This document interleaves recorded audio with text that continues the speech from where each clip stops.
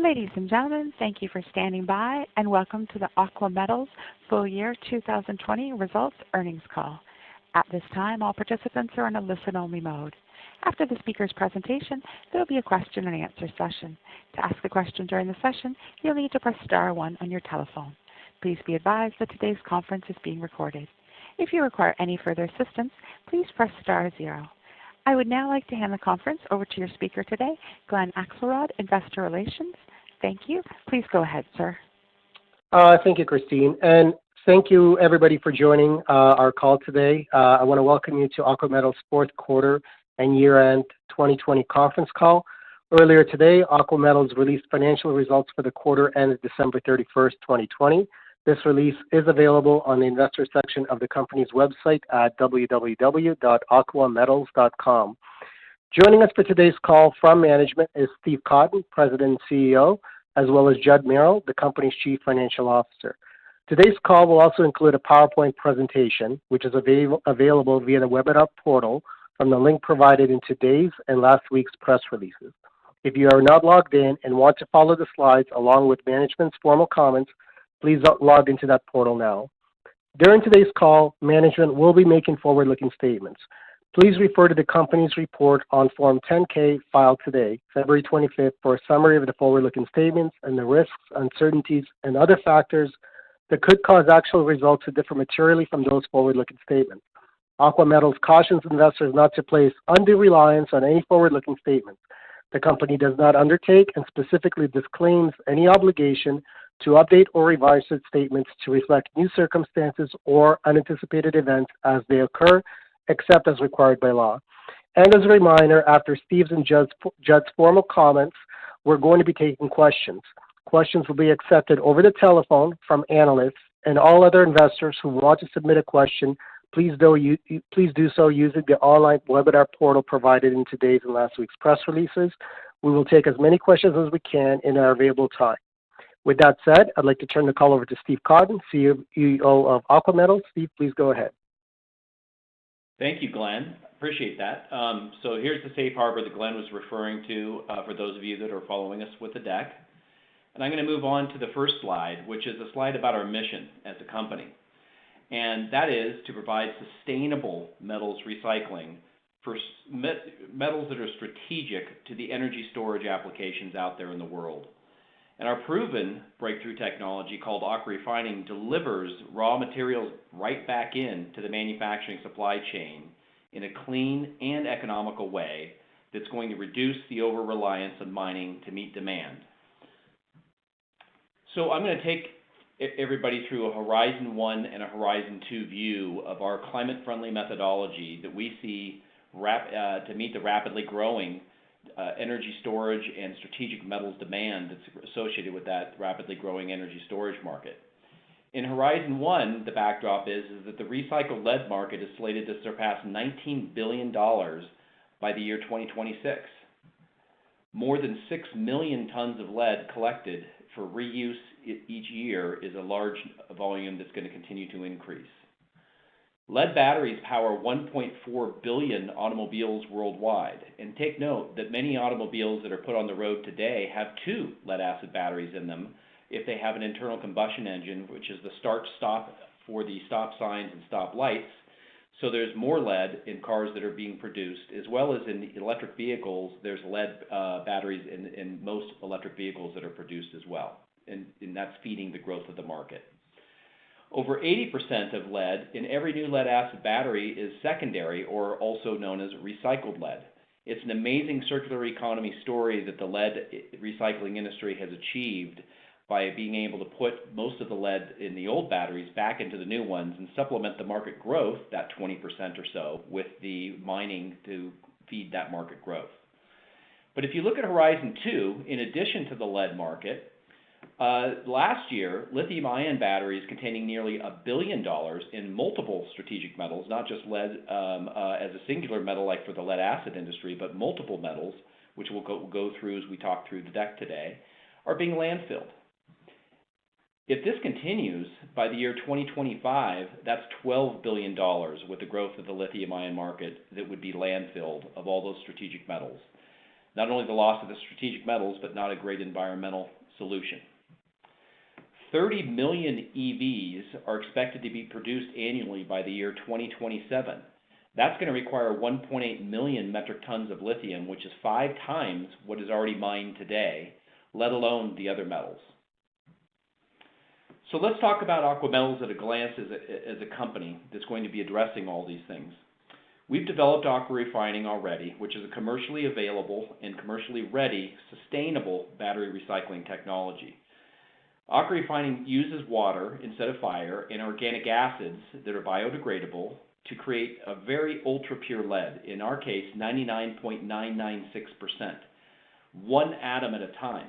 So we actually refine the lead as it comes right off of the machines rather than have to refine it in a refinery. And that feeds into the $20 billion lead recycling industry that we've been talking about earlier. Seeking on our part to extend Aqua Refining into the multiple metal environment of lithium-ion batteries. And we're doing that through prosecution of intellectual property, through strategic investment, and through research and development, which we intend to continue to accelerate. We have a transformative technology that really does benefit both industry and the earth. It benefits the environment. It greatly benefits worker safety, which we'll talk about.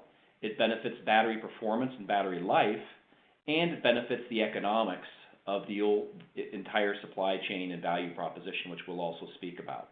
Our ticker, as most of you know, is AQMS. We're on the NASDAQ. We are headquartered here in Tahoe, Reno Industrial Center, in about 30 minutes east of Reno, Nevada. The company is not terribly old. It was incorporated in 2014, and we have a strong balance sheet with no debt, which we'll talk about as we go through the financials as well. So this slide talks about the existing way for lead recycling versus Aqua Refining. On the left, you see what smelting is, and that is the current method, an incumbent method of lead-acid battery recycling. At best, it's a dirty process. It uses fire, as you can see, and it can be dangerous, and it can impact worker safety. Aqua Refining, as you see on the right, is building the lead one atom at a time. Behind that mound of lead, you see the rotating discs, which are called our cathodes, that are in our aqualyzers, that manufacture the lead at room temperature with water right before your eyes, and it's clean. It uses water that is a not net water producer, because we get water from the batteries that come in, and it's very safe for workers because it's contained in tanks, pipes, and pumps versus being concerned about fugitive emissions. And the great story about lead is that 99+% of all lead acid batteries are already recycled, unlike lithium, which is close to zero. And 80% plus of all those recycled batteries that are put out in the marketplace, in the secondary market, use that recycled lead, as I was describing earlier. So now we're going to talk about our report card for 2020 and the beginning of 2021. We really outperformed our 2020 guidance that we provided to our shareholders, and we'll take you through each and every measure. First off is we strengthened the balance sheet and achieved an overall debt-free status, which was our initial goal. And we have built a very sophisticated pipeline with multiple candidates in our sales funnel. And we are seeking to announce our site number 1 for Aqua Refining for the lead recycling industry in Q1 or Q2 of this year. We completed production and the productization of the first version 1.25L electrolyzers, which we call aqualyzers, and we achieved 2 times the throughput. Our goal was to achieve a 20% improvement from the learnings of our operations in 2018 and 2019 when we embarked on this program, and we got 500% the result of the plan, which is a direct impact on our value proposition from the capital expenditure value proposition to our clientele, and also the operating cost, because if you need less electrolyzers, you need less people, and you need not to spend as much money on the operations of the machines. We also established a global deal with Basf, which is the world's largest chemical company, to sell the electrolyte and include the Basf-produced electrolyte in our system fills when we deploy Aqua Refining with our first licensee and beyond, and then co-market because BASF has many relationships with existing battery recyclers where they sell them chemicals to do the refining post furnaces and in the environment of the kettles and things like that where they refine the lead. You don't need to do that with AquaRefining, and there's additional chemical opportunity for BASF to sell, obviously, the key ingredient of the AquaRefining electrolyte. And there's a co-marketing opportunity where we're working together to try to access the market through introductions made in both sides. And we also agreed that we're going to work to improve AquaRefining. BASF's mantra is about that, and I'll talk about that more a little bit later. We also completed the transition to capital light very recently with the LiNiCo, which stands for Lithium Nickel Cobalt, lithium-ion recycler company, in a lease-to-buy deal for our existing AquaRefinery. And we'll take you through some of the details of what that is, but we are now officially achieving the capital light model. We expanded research and development and invested in lithium-ion battery recycling opportunities through battery manufacturing streamlining with our AquaRefined briquettes, which can go now direct to battery production, which I'll talk about in a subsequent slide. We made a $2 million investment into LiNiCo, and that pursues the formation of a lithium-ion recycling eco-network. We think that no one company can solve the puzzle of the great challenge of lithium-ion recycling and great opportunity by going it alone, and we believe it's going to take the great minds of multiple companies together to make it work, and that's our goal, is to form this eco-network, and talk more about that soon. We also filed a provisional patent very recently for the lithium-ion metals recovery using a leveraged technology of the AquaRefining technology and making that extensible on the IP front as well. Our go-forward business model is enhanced by a major increase in the total addressable market.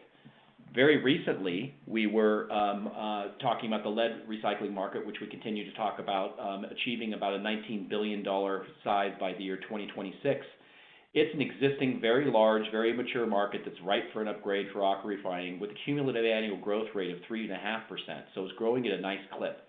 The lithium industry is nascent and new, but is expected in dollar value to reach the same metals value as lead or more by the year 2026, but at a much faster cumulative annual growth rate. So both industries are growing, but by getting into the multiple metals in the lithium-ion recycling area, the total addressable market opportunity for Aqua Metals equipment, licensing, and services has just doubled. So let's move on to what does equipment supply and licensing look like. Our funnel has increased to span 3 continents, and we are working diligently with sales and detailed proposals and technical proposals and negotiations.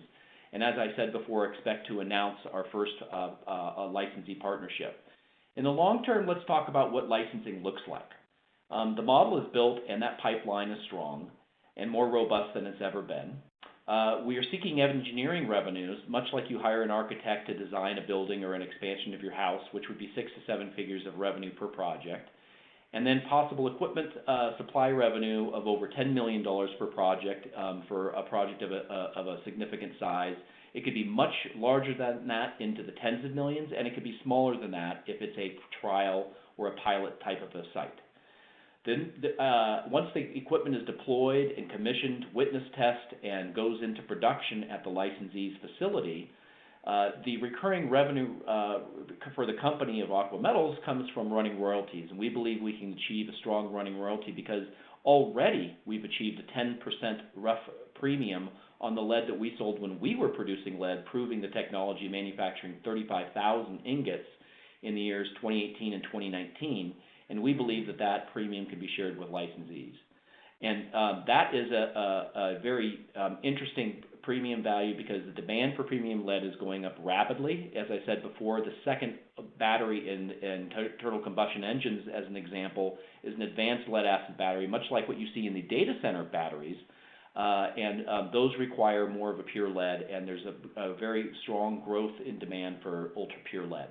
And we see a great opportunity to share that premium with our customers. And we think 10% could be a starting point, and that there might be upside in that premium value as AquaRefined lead proves itself out in the marketplace further and further. Additional millions of dollars of revenues could take place after this equipment is sold and deployed, and could potentially be generated from maintenance and upgrades over the plant lifetime. It's the beginning of the customer journey with Aqua Metals once they turn on their first set of aqualizers. New sites, expansions of existing sites, equipment upgrades, maintenance programs, feature bidding of capabilities through our Puremetrics platform, etc.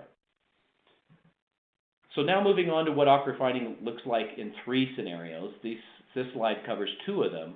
One is the bolt-on to an existing facility that's already been depreciated and amortized.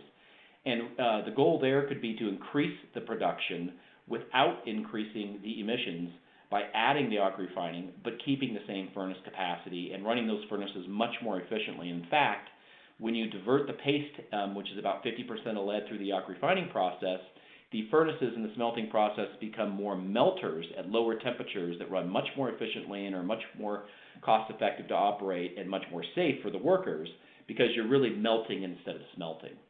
Another scenario, number 2, is to keep the total production the same by adding AquaRefining and reducing the furnace usage while reducing emissions. And that provides the ultra-pure lead metal opportunity and provides for the environmental bragging rights and the sustainability factors, the friendly relationships with the increasingly scrutinizing regulators and court of public opinion that would like to see a change in the existing smelting industry. There's a third model which we're gaining quite a bit of momentum on, and that is designing AquaRefining into greenfield builds. If you look at the India market and the Asia Pacific market in particular, that is where a lot of high growth in the automobile deployment and battery manufacturing and battery recycling is taking place. And there are government-sponsored efforts to make sure that those new battery manufacturing facilities and recycling facilities that are to be built are built with state-of-the-art, best available technologies. When you design AquaRefining in, you're not remodeling your kitchen, you're designing the new kitchen into the new home, and there's some additional benefits that can be achieved. And we're seeing great opportunities with greenfield builds in the regions I referenced just a moment ago in particular, but also in South America. So now let's talk about some of our recent announcements for those of you that haven't heard the details. We just announced on January 25th the BASF relationship. I did take you through that a little bit earlier, but again, the companies will cooperate to offer the AquaRefining to the battery recyclers. The companies will explore enhanced BASF-made electrolyte and additives for AquaRefining. Think of Techron for Chevron gas. Think of an additive that improves the performance of AquaRefining and extends the life of AquaRefining equipment and allows for us to put a lower cost bill of materials into the equipment to increase the value proposition, because we are, after all, running acid through our equipment. And if we can use the proper chemistry, upgrades, and additives, we can improve and make AquaRefining better, which is right in BASF's wheelhouse. Aqua Metals will supply the BASF electrolyte for AquaRefining and get a additional system fill revenue component. And that's a really positive thing for us with the global relationship with BASF to be able to offer that and help our customers to enjoy those benefits on the economic side. And then collaborating on sustainability through improving the chemistry is really the overall goal.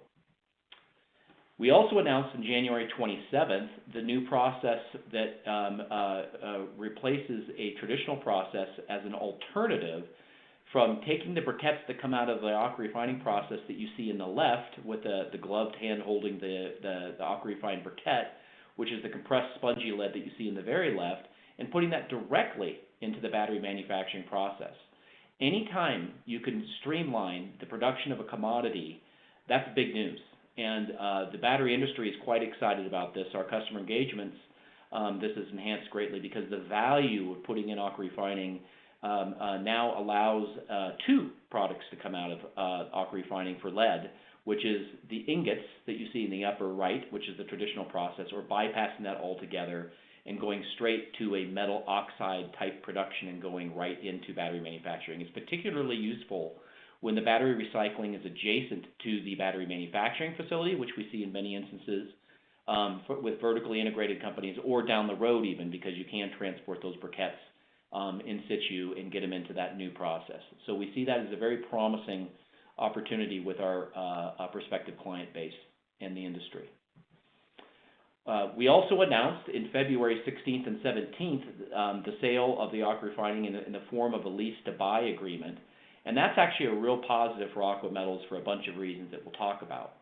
The company's name is LiNiCo, again, lithium, nickel, cobalt, and they will begin converting the Aqua Refinery to be purpose-fit for lithium-ion recycling. Some of the equipment and the plant they will be purchasing as part of the purchase of the building, and some of it we will sell in the third-party market to the existing lead-acid battery operators because, for example, the braking and separation system is different, so we'll have a breaker and separation system for sale. Aqua Metals retains the access for the ongoing Aqualyzer research and development program for 18 to 24 months, now with no overhead. Aqua Metals avoids the carrying costs and overhead associated with the building and will ultimately receive $14 to $15 million in change proceeds from the sale of the building, inclusive of non-refundable initial material amounts of deposits and step-ups of deposits throughout the time cycle. Aqua Metals gets that capital-light access to the feedstock and the facility for ongoing product development as we venture into the lithium space. And that's actually really important as we collaborate with the eco network that we've proposed forming with LiNiCo, Green Lion, and Comstock to collaborate together to really provide the best-in-class technologies and really together solve the lithium-ion recycling challenge from an overall mass balance of the facility from input to processing to output. So it's a very exciting opportunity for us to facilitate getting in the market and fast-track it for us because we don't have to buy land, we don't have to build a building, we don't have to feed the capital heavy, and we're already in a partnership with entities with the physical facilities ready to go. Talking about our IP, we've got $200 million invested in setting up our equipment supply and global licensing opportunity. Our IP strategy is broad and deep and very sophisticated, and we have, as you can see in the map, covered for most of the globe any areas that we intend to deploy Aqua Refining, and it's very important if you're going to be a technology and licensing company to secure your intellectual property and also trade secrets and know what to put into your patents and what to keep out of them. And we have 51 patents issued and allowed and 62 more applications that are pending. And the significant investment that we've made to date really does allow and secure that future growth and opportunity. We will continue to take our patent portfolio very seriously and invest a significant amount of time, effort, and dollars into this stable of patents. Our experienced management team and engaged board is really focused on execution. This is an execution play, and the execution play associated with Aqua Metals is a important stage of the company, and the team that is there really needs to be strong in our ability to execute on the business plan. I myself have a lot of experience in growing businesses in the lead-acid battery industry space. And Judd Merrill, our CFO, has a lot of experience in the mining and metals and process space. Ben Tacker, our Vice President of Engineering and Operations, comes from Clarios, the world's largest battery manufacturer, investor in Aqua Metals, and partner of Aqua Metals, and was on the launch team of a very large smelter and operations team and understood and picked up and moved his family out to the Tahoe Reno area to help us build and grow Aqua Metals. Our independent directors, we have our non-executive chairman of the board, Shark Yousafzai, who held numerous positions of very high levels within Chevron for over 20 years and has brought a great set of governance to the company. And Vinny DeVito is a very solid chair of our audit committee and has been with Aqua Metals as long as I have from the get-go, right around the IPO timeframe. Stay tuned for more information as we continue to grow the board and enhance the management team. And it will all be about execution and execution focus. With that, I'm going to turn it over to Judd for the financial overview. Go ahead, Judd. All right, thanks, Steve. I'm going to go through some financial slides and make a few comments. So on the balance sheet, as of December 31st, 2020, the cash and working capital balances were $6.5 million and $4.9 million, respectively. I will report that as of today, our unaudited cash balance was approximately $11.4 million. Fixed assets on our balance sheet as of December 31st, 2020 totaled approximately $25 million net book value. And as a reminder, that includes the building and the land and other miscellaneous assets that were entered into a lease agreement for a sale, and also the battery breaker, melting kettles, the kiln, the filter presses, and the mixing and storage tanks. We evaluate the need to record impairment during each reporting period. And with the company's go-forward capital light strategy taking shape and with the lease to purchase of the building, we determined that the remaining useful life of the equipment has decreased. And as a result, we recognize an impairment of $11.7 million with respect to the write-down of equipment to fair values. Our $25 million fixed asset balance is after we take into account that impairment write-down, and also represents potential cash inflows once we sell those assets. Also noted on the balance sheet is a decrease in notes payable, both current and long-term. On December 10th, 2020, we announced that we retired the loan with Veritex Community Bank. We did that with some insurance proceeds that we held in escrow account at Veritex, as well as the $1 million certificate of deposit held by Veritex as collateral for the note to pay the balance of the loan. And as part of the loan payoff, we expensed the remaining unamortized cost of $0.6 million. In addition, we incurred a prepayment penalty of $0.4 million, which we included in interest expense. The last item I will note on the balance sheet is the reduction in asset retirement obligation, and this is due to the change in the primary use of the company's facility.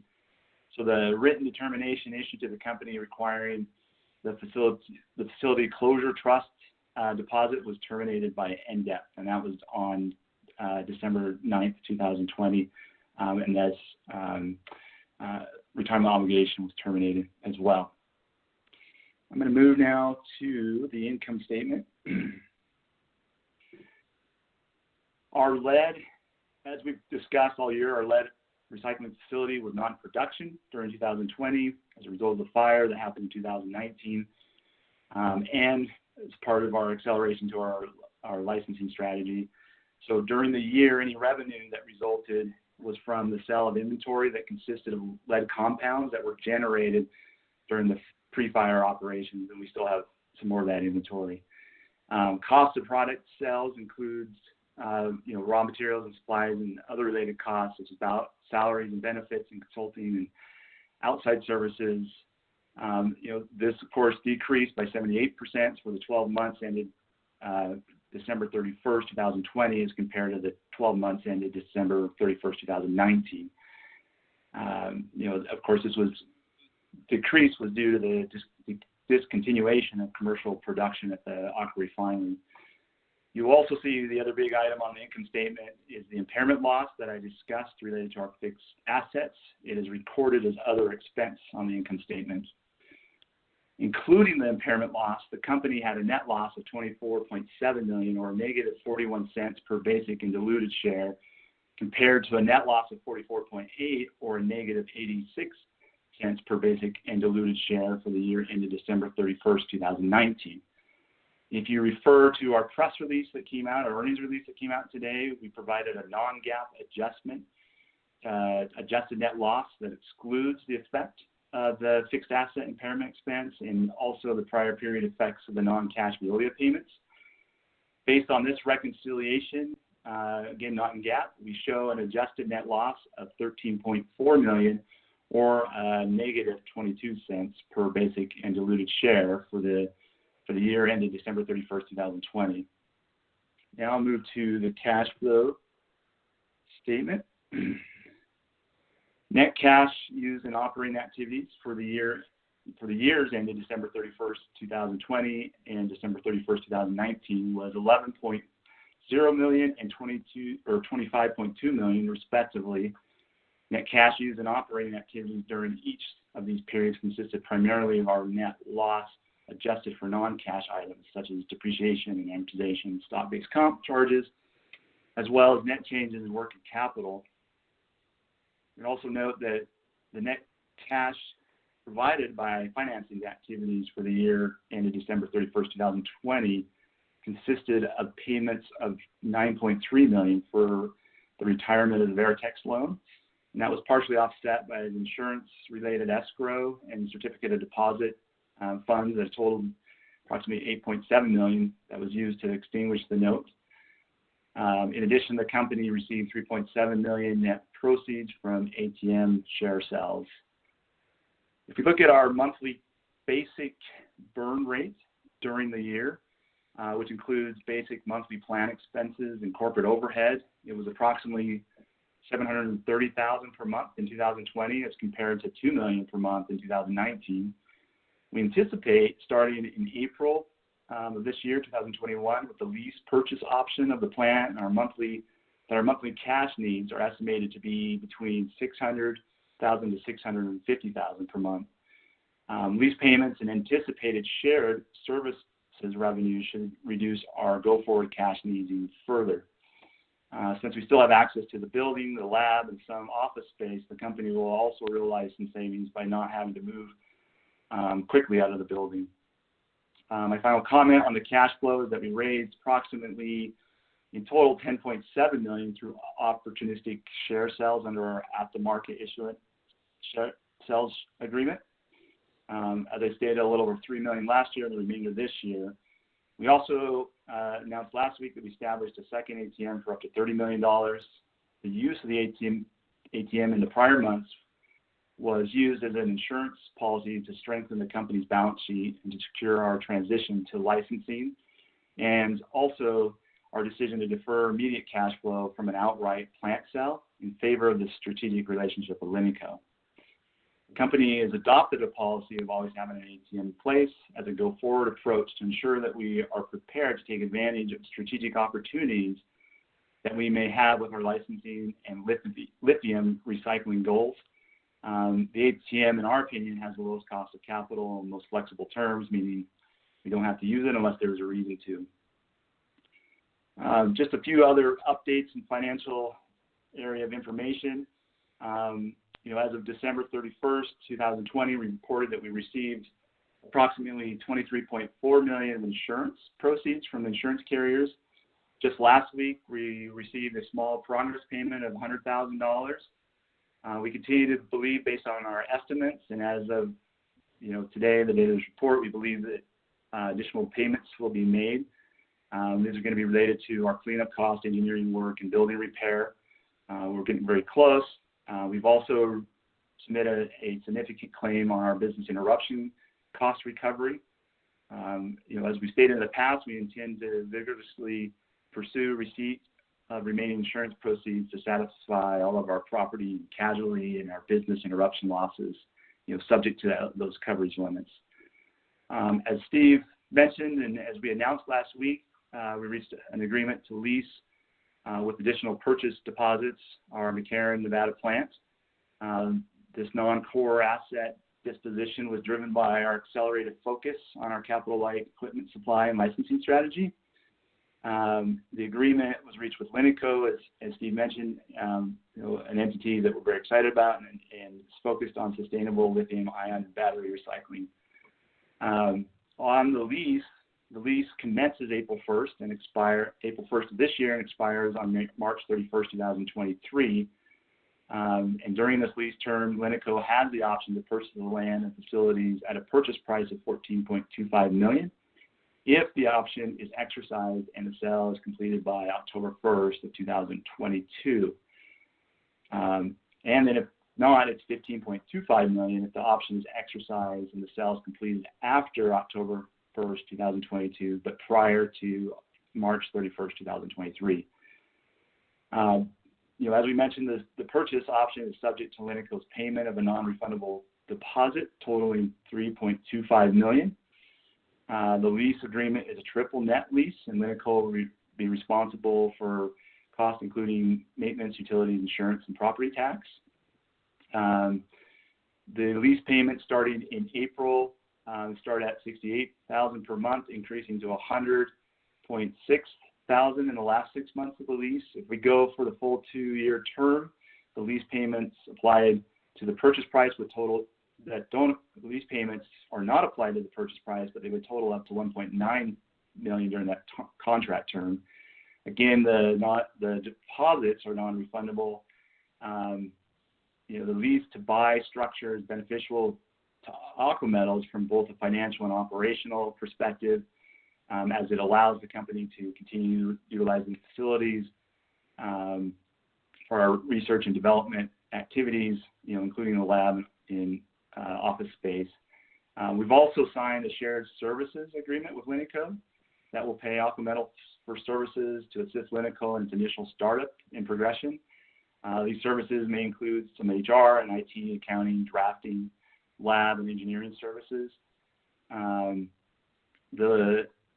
The leased purchase of the plant facilities is really part of our long-term business strategy, which includes monetization of non-core assets, with the sale of the plant as a means of financing, as we talked about, our continued acceleration of our core business of becoming an equipment supplier and a licensor of Aqua refining technologies. Additional plant assets that were not included in the lease to purchase total up to about $7 million that we could sell over the coming months. In closing, I wanted to state that we ended the year with a strong cash balance, no debt. We began this year with a path to sell the building, collect additional remaining insurance proceeds, collect lease revenues, sell additional assets, and we're anticipating, that soon we'll have revenues from licensing. We've executed on several financial related goals, which have put us in a strong economic position to ensure that we bridge to our licensing goals that we expect to achieve this year. And with that, those are the final comments on the finance slides. I'll turn the time over to Glenn. I think we're for questions and discussion. Perfect. Thanks, Judd. Just as a reminder to our audience, we're going to be taking questions from analysts and institutional investors over the phone and everybody else via the web portal. So if you haven't logged in yet and you have a question, please do so. We do have a number of questions in the queue. Christine, I'm going to go to you first to take the phone questions. Thank you. To ask a phone question, you'll need to press star and then 1 on your telephone. To withdraw your question, press the pound or hash key. Please stand by. We compile a Q&A roster. Your first question comes from the line of Colin Rusch from Oppenheimer. Your line is open. Thanks so much, guys. Can you just give us a sense of the development timeline on the lithium side? What are you expecting in terms of when you're going to be able to, start showing some results of those efforts? Yeah, thanks, Colin. So on the lithium development timeline, we've already done some work, and that fed into the provisional patent filings. And we believe that by having access to the facility and getting the Linico breaker and shredder system and Green Li-ion technology in there in a relatively near term this year, we will have an opportunity to have a really great place to continue that research and development in the lithium ion and going after the multiple metals. And so we see a significant scale up of activity as we get towards the end of this year in the physical work and as we get into next year. So it's not so far off, and there's a lot of work we can do between now and that physical work with the mass balances and the chemistry and the chemical engineering and the design of what an aqualyzer going after one metal versus another, be it lithium, nickel, cobalt, manganese, copper, other things that would come out of that facility. So we see a relatively quick timeline for us to be able to get into the space much more quickly than some of the other folks that are out there that are trying to find land, build a building, and get things going. We already have some of that physicality that we've sold to Linico through the lease to buy. Excellent. And then can you remind us how many folks you're talking to in and around the lead opportunity? I know we've got one customer that's got a timeline on when they need to take advantage of a first mover, but how many other folks are you talking to at this point?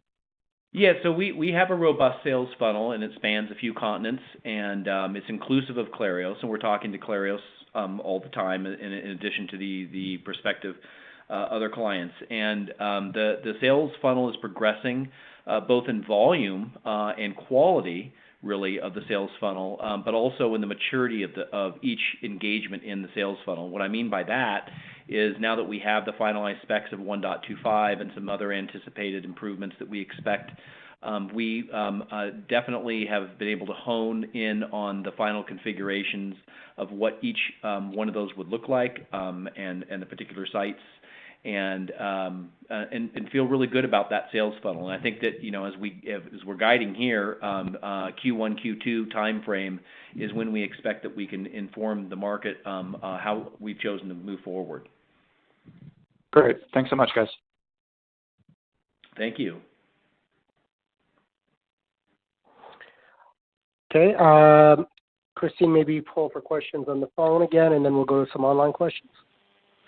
Thank you. Again, if you would like to ask a question, please press star and then 1 on your telephone keypad. Okay, and as those are coming in, Steve, we've got a bunch of questions here online.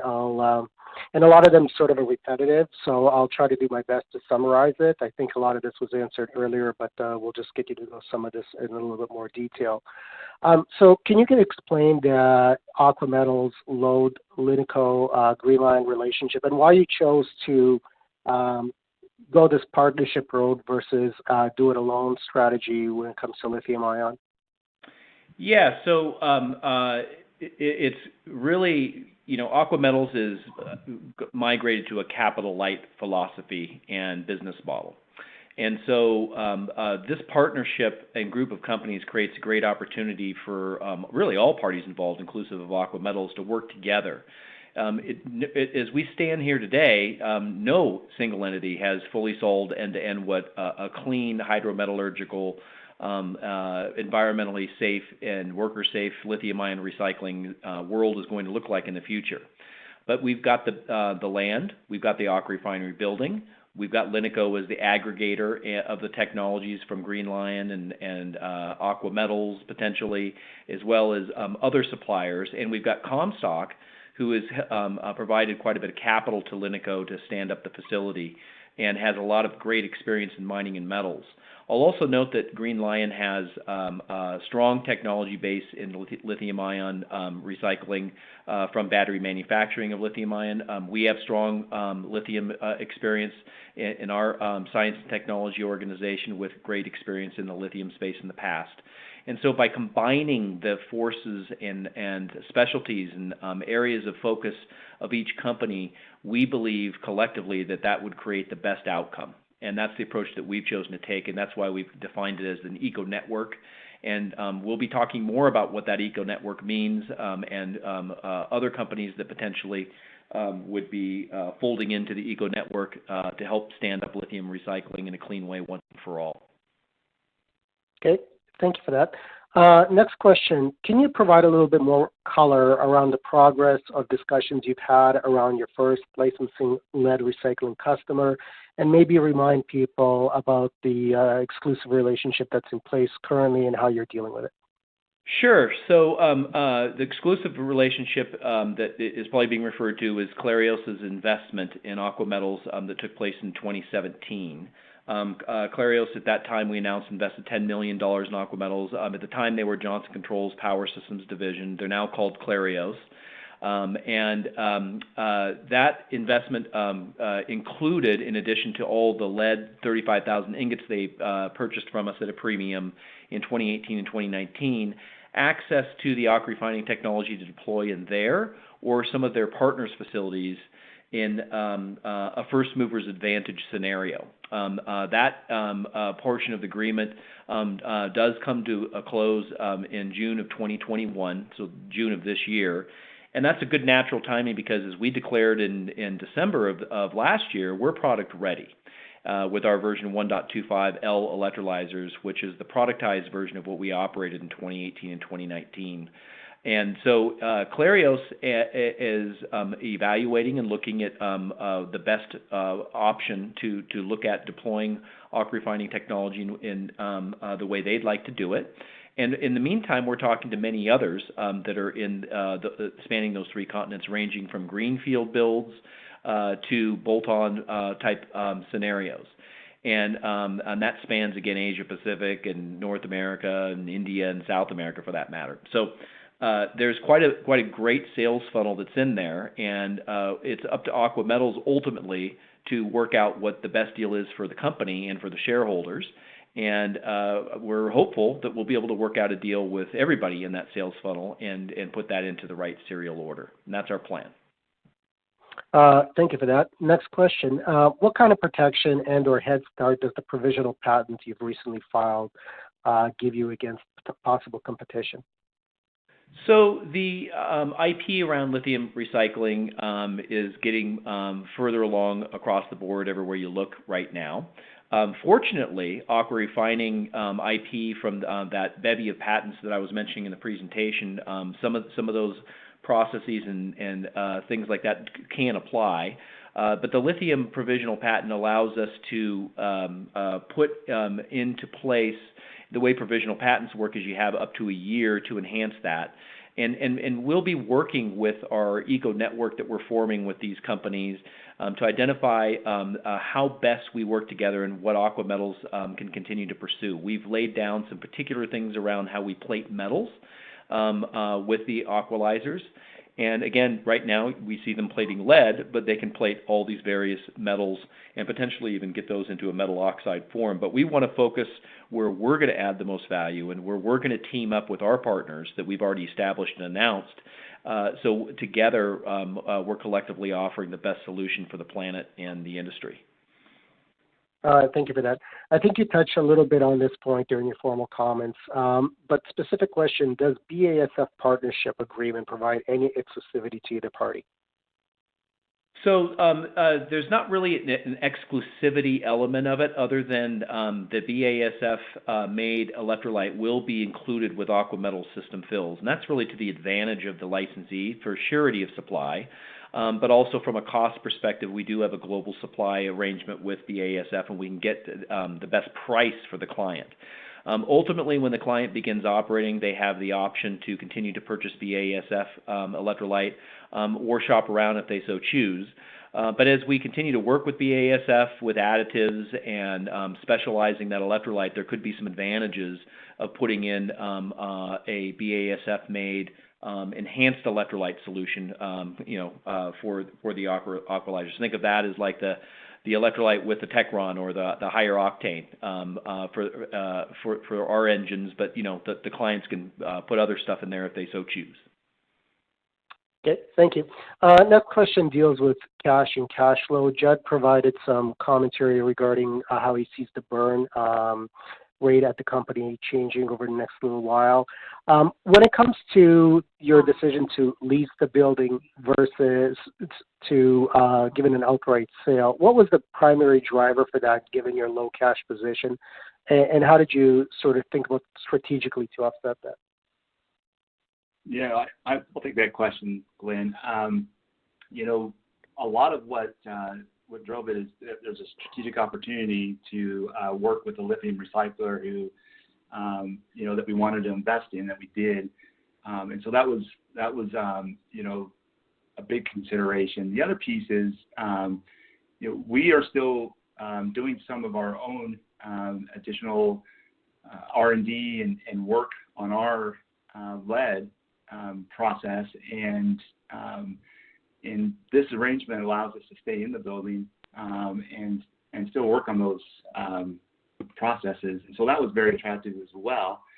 We're still doing some cleanup and repair that needs to be done, and we'll be collecting lease payments this year, even while that work is being done. So that was very attractive. We felt like it was a win-win situation for both us and Linico.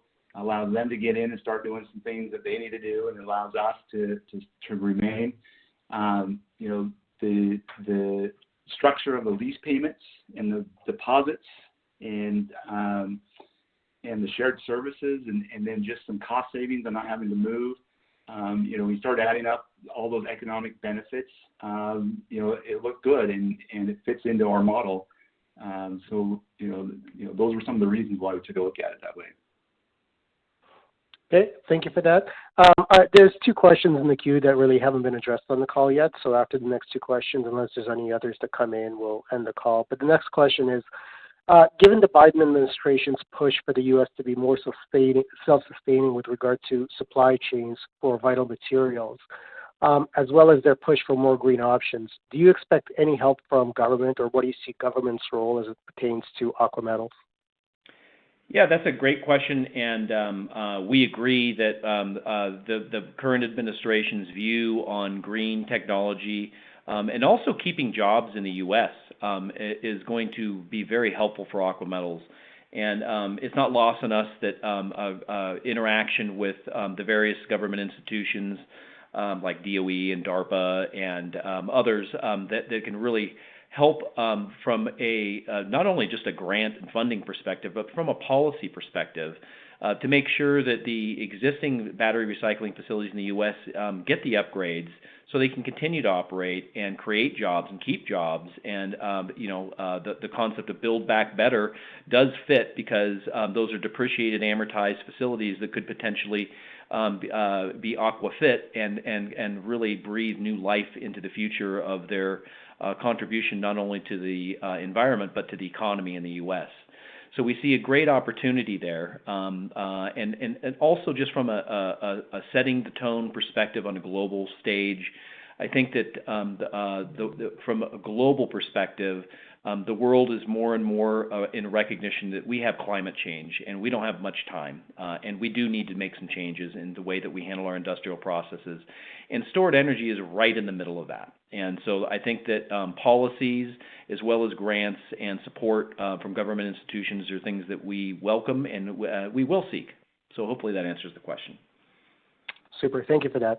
And then your last question, Stephen Judd, is given the great momentum you've had in 2020 and now 2021, what would you consider your biggest obstacle or challenge that you see in front of you in terms of executing on your plan for this year? Really, it is, the answer is almost in the question, which is execution. The technology is de-risked. We've proven the technology in an operating commercial environment and produced those 35,000 ingots. And we've now enhanced the technology with our version 1.25 with more enhancements to come. And so now it's about execution. And some companies fail not because of technology, but because of execution.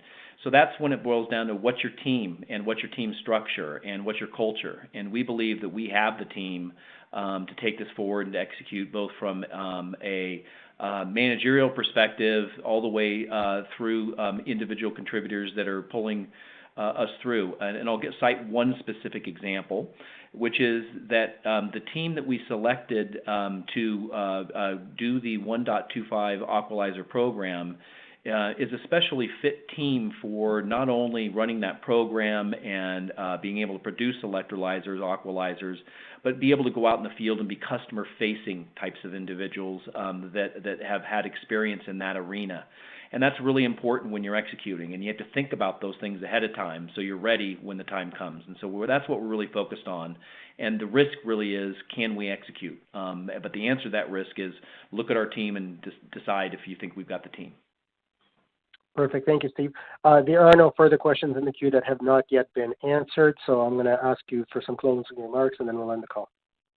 Well, great. Well, thanks, Glenn, for that, and thanks to everybody. And I guess to conclude, I'm going to take everybody back to our mission and remind everybody that we're striving for licensed AquaRefining technology, equipment, and services that's going to play a critical part in the sustainable metals recycling world to get critical metals, raw materials, right back into the manufacturing chain in a clean and economically advantageous way that's also going to help reduce over-reliance on mining to meet the growing demand. And we are very close to completing the commercialization of AquaRefining by way of our first deal, and we continue to offer clean capacity and expansion upgrades to build cleaner, net new infrastructure, really, in the multi-billion-dollar and growing lead battery marketplace. By seeking to extend AquaRefining into other critical metals and energy storage, we see the opportunity to more than double the total addressable market for our offerings of licensed technology, equipment, services to the lithium-ion marketplace as the world accelerates its move towards sustainable energy storage, supporting sustainable energy production, and to create new energy closed loop, which is really going to be important and have a direct positive impact on global climate change. Our success to date and our team and our growing partnerships and our strong balance sheet all, in my view, support our efforts And I look forward to reporting to everybody the continued updates as they develop and obviously through our next calls. And thank you everyone for attending and for the support and the interest. Thanks, Steve. Thanks, Judd. Thanks to our audience, and this concludes the call. Thanks, everybody. Ladies and gentlemen, this concludes today's conference call. Thank you for participating. You may now disconnect.